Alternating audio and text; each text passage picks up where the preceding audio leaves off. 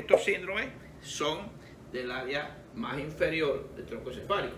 Hemos expresado aquí 3 cortes importantes a nivel del bulbo. ¿Ven? Estos son 3 cortes, 1, 2, 3, 1, 2, 3, donde vamos a ver una serie de interesantes datos que me permiten ver. Fíjense que aquí tenemos la parte más superior, que es la parte más cerca, lógicamente, del puente. Por tanto, aquí veo un pedacito de lo que es el cuarto ventrículo, que se encuentra más bien en la parte posterior de la protuberancia. Aquí tenemos elementos, por ejemplo, tenemos aquí las columnas del córtico espinal que vienen descendiendo, continúan aquí en la parte media, y ya fíjense que en la parte más inferior de aquí pasan, se cruzan, ¿ves? Por ejemplo, se cruzan así y luego bajan por aquí. Quiere decir que este córtico espinal, la decusación, también veremos alguna cosita interesante de la decusación en el día de hoy antes de seguir. Fíjense, tenemos aquí entonces lo que sería el núcleo olivar inferior, el administrador prácticamente entre cerebelo, corteza, elementos de las vestibulares del puente. Bueno, como un embajador, una intersección, una oficina intercesora muy próxima a lo que es, tiene el núcleo en la protuberancia olivar superior y olivar inferior. Aquí tenemos otros elementos, por ejemplo, aquí el espino cerebeloso anterior, espino cerebeloso posterior, el espino talámico, ahí lo vemos, ¿ven? Aquí tenemos otros elementos que ya se están formando prácticamente, lo que son las columnas de Gracil y cuneatus, ¿lo ven? Que fíjense que Gracil y cuneatus, ahí se cruzan el 100% de la fibra hacia arriba para formar entonces lo que es los lemniscos mediales, estos que están aquí. Aquí tenemos el tecto espinal y aquí el famoso fascículo longitudinal medial. Aquí tenemos, fíjense, el núcleo hipogloso y el vago. Aquí los vestibulares, que son vestibular lateral y vestibular medial. El espino, este espino talámico se convierte aquí, ¿ven? Y fíjense qué interesante. Aquí nada más vemos el anterior. ¿Por qué? Porque el anterior, ya en este caso, a través de este receso que se llama cuerpo rectiforme o pedúnculo cerebeloso inferior, que sería este que está aquí, ya se cruza, ¿ves? Y entonces se cruza al cerebelo, ya, ¿ves? Entonces, lógicamente, se cruza el cerebelo, pero el anterior continúa y lo hace a nivel de mesencéfalo hacia el cerebelo por el pedúnculo cerebeloso superior. Bien, vamos a seguir. Tenemos además otros elementos. Bueno, ya tenemos aquí cuarto ventrículo, tenemos aquí lo que le decía, el cuerpo rectiforme o pedúnculo cerebeloso inferior. Vamos a mencionar algunas vías importantes ahí. Y ya prácticamente en el día de hoy también vamos a ver algún poquito de irrigación de lo que es esta parte medular versus bulbo. Muy importante. Bien, seguimos entonces con más datos. Para adelantar. Fíjense que en lo que es el bulbo hay una serie de núcleos importantes. Como sería, por ejemplo, lo que son núcleos sería el núcleo del trigémino, núcleo hipogloso, del vago, ¿ves? Muy importante. Mitad inferior del solitario. Le menciono esto porque todos estos núcleos, el núcleo espinal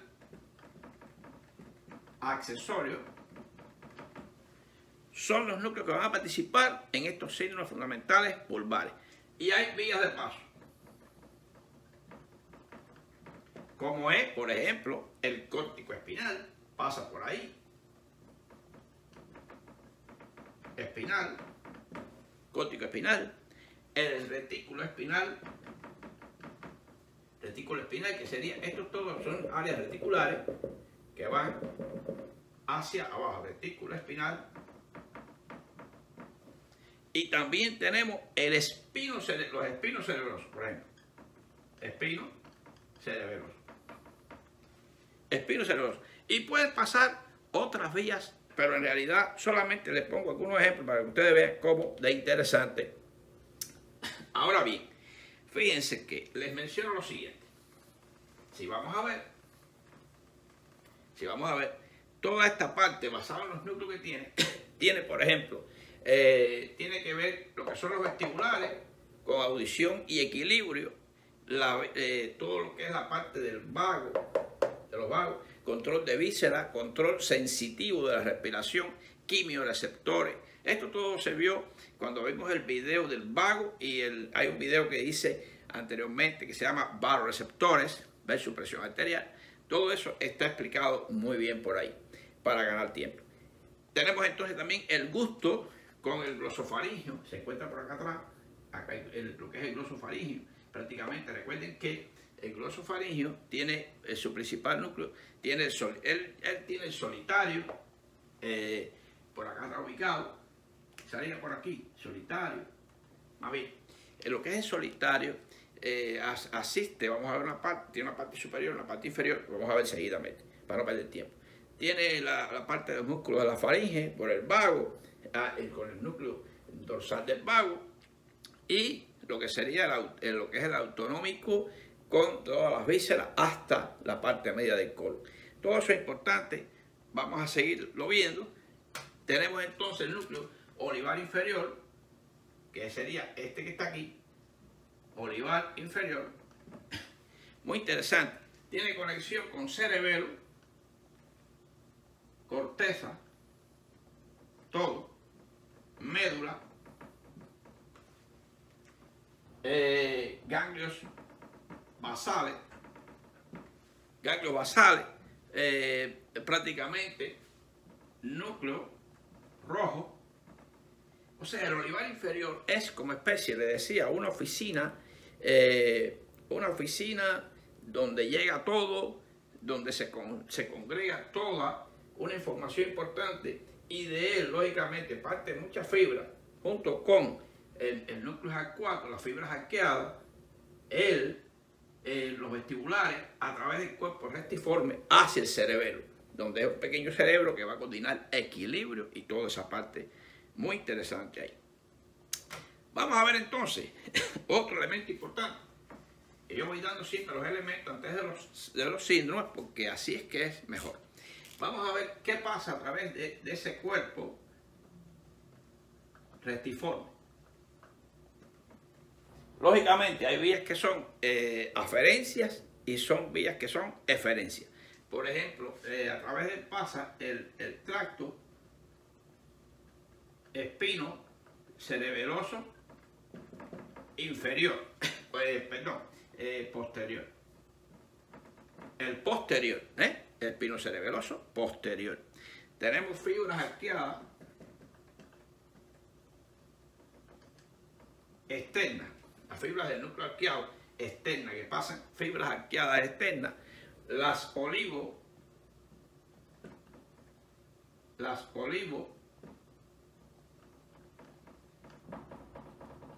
cerebelosas, muy importante, las olivo cerebelosas, de ahí parten muchas fibras que van hacia ese cuerpo rectiforme, muy importante. Las retículos cerebelosas, las trigéminos cerebelosas, todas esas se llaman así. Y prácticamente hay unas que son córticos reticulares de la corteza del cerebelo, fastigios reticulares, recuerden los núcleos del cerebelo, fastigios, variformes, globosos y dentados. Y también son fastigios reticulares, fastigios vestibulares. Muy importante. Esas serían como aferencias, y las referencias serían las que les acabo de mencionar.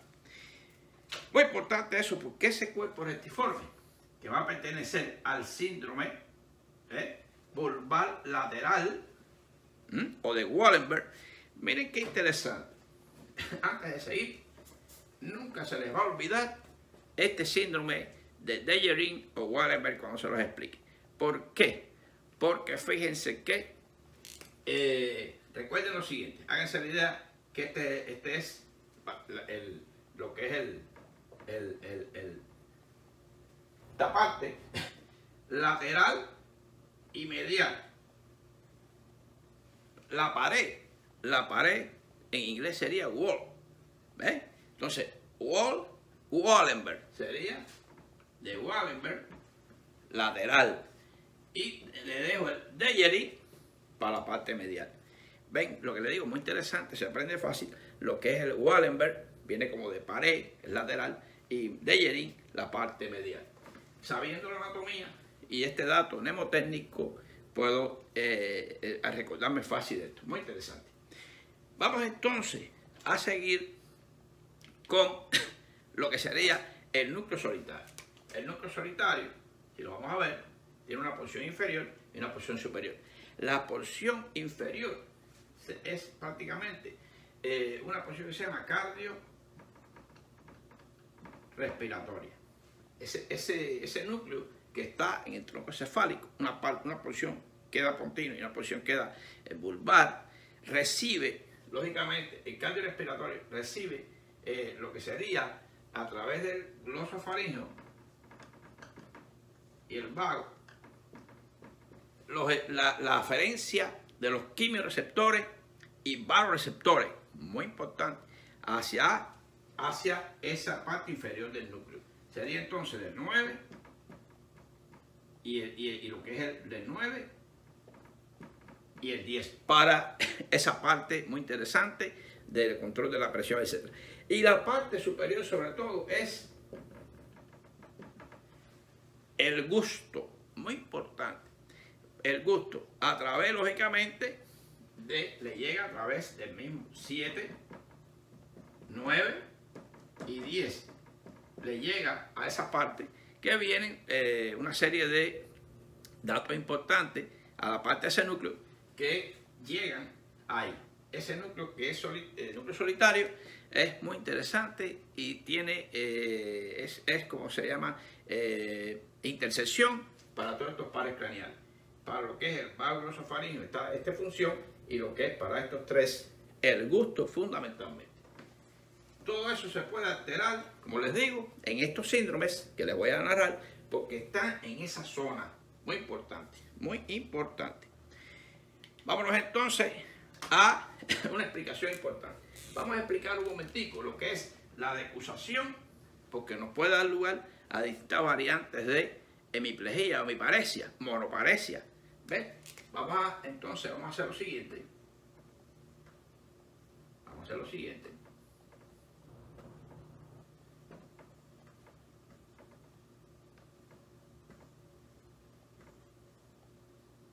Un ejemplo. ¿Ves?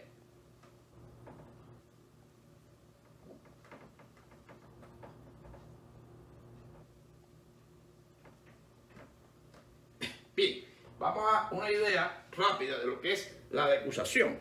Esa decusación tiene una zona que es medial y una parte lateral.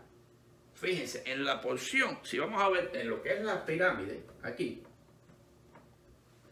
va a ir desde, por ejemplo, lo que es brazos, arm, la parte más medial, lo que es el tronco y la parte lumbar. Tronco y lumbar. Quiere decir que esta parte va a ir más, medial, y así se va a ubicar diferente en lo que es la decusación. Por tanto, la lesión prácticamente lateral, de lo que es lateral aquí, va a ubicarse en la parte, lo que es lateral aquí, se va a ubicar en la parte medial en la decusación. De ahí entonces que podría tener, por ejemplo, si tengo el famoso muñequito, ¿ves? Puedo tener una variedad. Si está la lesión lateral, puedo tener lo que es piernas de este lado, y por ser lateral, y brazos de este lado. Fíjense lo interesante que se produce la lesión cuando es lateral. Brazo del lado izquierdo y pierna del lado derecho. Les invito a que revisen esta partecita, porque ese detalle de la decusación es importante porque puede haber exactamente una lesión en la parte de lo que es lateral o medial. Se puede ver combinado, puede ser combinado, o si es prácticamente central, sería ambos brazos. Si es central, sería ambos brazos. Bilateral es un caso bien, sería una, vamos a llamarle paraplegia, porque paraplegia es para las piernas. Sería monoparesia bilateral de brazos. Muy interesante. Les invito a que vean la anatomía de la decomposición piramidal, porque es importante y se puede ver como otro dato más, otro síndrome de lo que es el bulbo. Bien, vamos a ver un poquito entonces.